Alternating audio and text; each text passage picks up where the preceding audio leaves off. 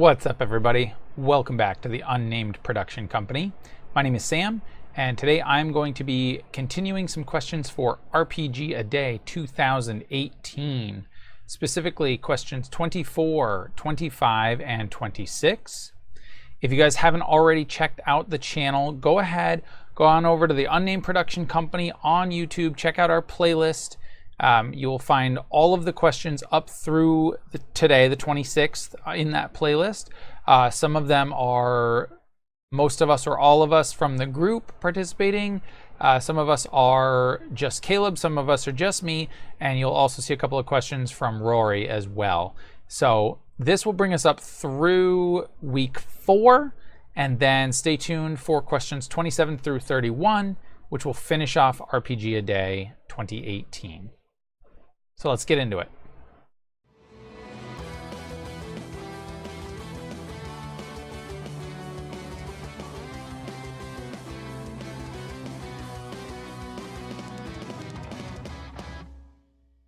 Question 24 is, which RPG do you think deserves more recognition? So for me, that is going to be this game. Basic fantasy role-playing game. This is basically, some people would argue the fact, but it's basically an OSR system, which stands for Old School Renaissance or Old School Revival. It kind of takes 3rd edition D&D and simplifies it, makes it a lot more like Basic Expert Edition, which you might be familiar with from around 1981. This game is great. Basic Fantasy, I discovered this game probably last year, mostly from watching some people on YouTube, in particular Jason from Dark Age of Roleplay Games and Ivan Mike 1968, as well as Wilted Willow Games, who I believe is Marcus. You might find him from the Tabletop RPG One Shot group on Facebook. But it was those 3 channels where I first really discovered the OSR in general, but specifically Basic Fantasy. And it was Jason from Dark Age of Roleplay that really kind of swayed me to look into this game more, because he had been running it and was very, very passionate about it. And he basically took on in 2018 a sort of a quest or an idea to do the Year of Basic Fantasy. So if you check out his channel, you'll see a number of actual plays on there. He's sort of gotten away from that, and I think he might be moving away from Basic Fantasy for now. He's been doing a lot of system exploration, and that's been great. But I think this game gets overshadowed by some of the more popular or sexy RPGs in the sort of OSR space. In particular, Lamentations of the Flame Princess and Dungeon Crawl Classics. Those are the 2 I think that have the big names. Lamentations in particular is a really good game that is pretty well known, somewhat controversial depending on who you talk to, but it's a really good system, I think, that takes original D&D and does some really good, interesting stuff with it. Also, Swords and Wizardry is another one that I think really overshadows Basic Fantasy. And in the case of Swords and Wizardry, I think it's because it's produced by Frog God Games. It's been around for a while. It has a lot of name recognition. Basic Fantasy you can find online for free at basicfantasy.org. In fact, it says right here on the back, don't buy this book. Hold on. Whoop, this way. Well, not yet anyway, right? So you can get everything for free on basicfantasy.org, all the PDFs. And it's not just the text, it's everything. You'll get this entire book with the art and everything in it free online, as well as every other RPG book for Basic Fantasy out there, and tons of fan supplements.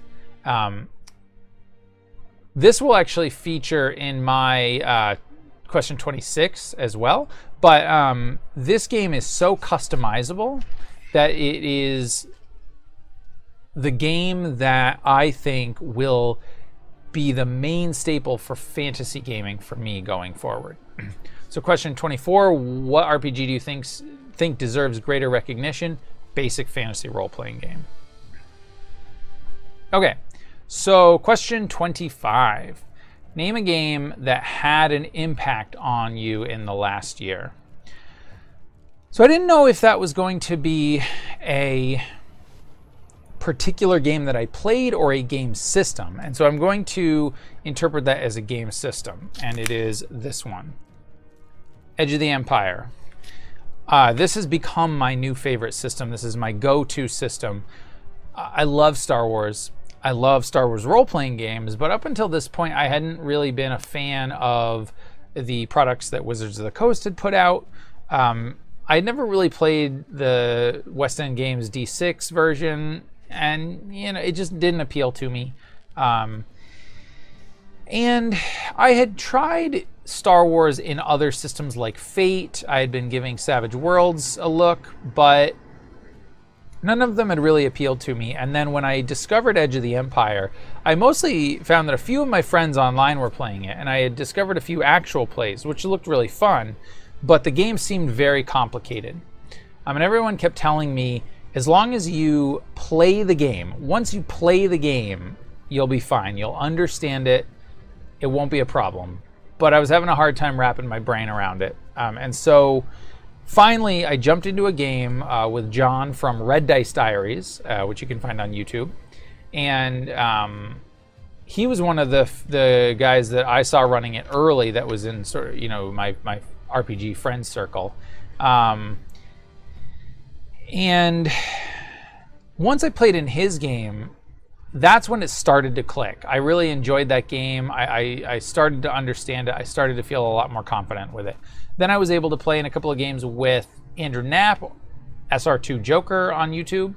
And those games were a hell of a lot of fun. He had been running that system a lot, loved it, was speaking so highly of it. And I got to see a few of my good friends again, in the RPG community playing that game on his channel. And I learned a lot from that. Anthony, also known as Runeslinger on YouTube, also did phenomenal videos on his channel. And if you haven't checked those out, you really need to. Those are the epitome, in my opinion, of talking about and explaining this system. He does a phenomenal job. So all of that gave me the confidence to run this game. And this is a big book, right? I mean, this thing is huge compared to basic fantasy, right? Like, this is a big book, and it is quite crunchy. I'm generally a fan of rules light or less crunch in my games, but the narrative dice system, the dice mechanic in particular, with this game really sold it for me. And it got to the point where I actually ran a Edge of the Empire campaign, which I think spanned about 13 sessions, give or take. And I'm in the process of running a Force and Destiny campaign, which so far we've run 2 sessions. I'm going to hopefully pick that back up here soon. But this Star Wars RPG line has really impacted me in a big way, to the point that it has become my go-to system. And the majority of my channel, Chalice and Chains, is and will be focused on the narrative dice system, which powers this game. So question 25, name a game that had an impact on you in the last year. Edge of the Empire. All right, so question 26.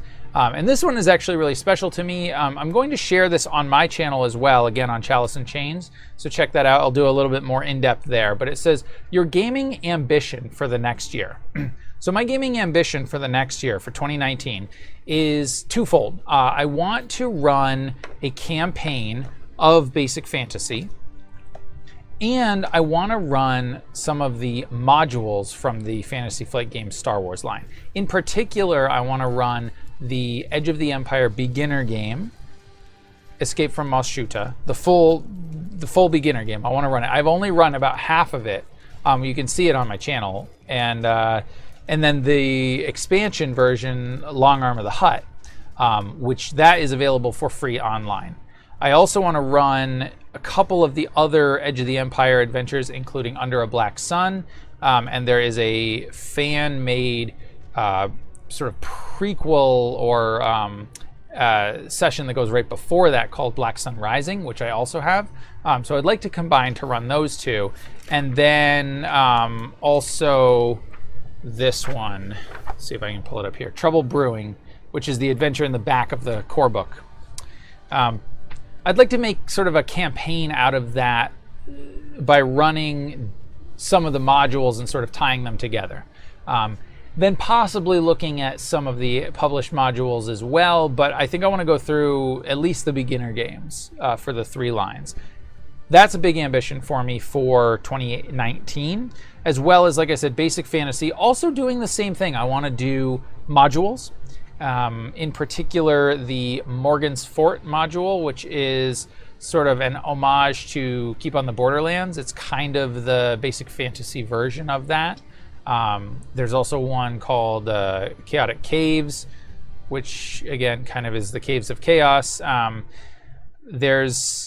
There's some really good stuff in there, and so I want to take a few of those modules and run those. So for 2019, my hope is to be able to run,